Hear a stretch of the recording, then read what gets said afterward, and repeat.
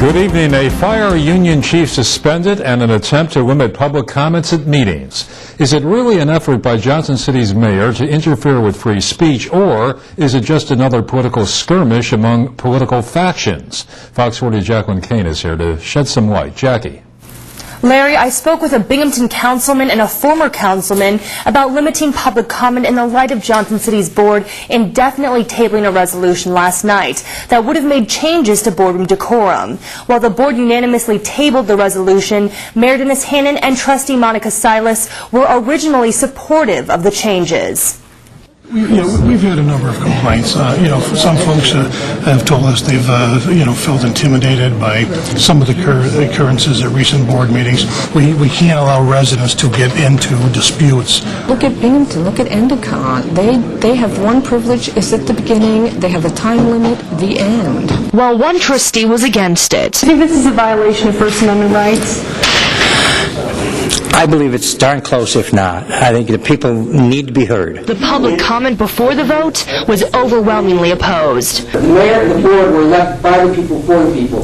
This is a democracy, not a dictatorship. We have servicemen and women dying today in 2 wars to protect and extend the right of free speech. And one former board member says the current mayor was disrespectful to the former mayor, and he was not punished. When the mayor was a trustee, he asked for Mayor Lewis's resignation a couple of times. Not once did any mayor turn around and say, hey, we got to stop this, we got to penalize this, you can't talk like this. But the board voted unanimously to table the resolution indefinitely. Gene Fawnin is Marty Meany's attorney. Meany is the village fire captain suspended by the mayor for alleged violations, including insubordination and unauthorized communications and being disrespectful and impolite in a number of instances, including interviews with Fox 40 News during which discipline papers say he spoke negatively of the mayor.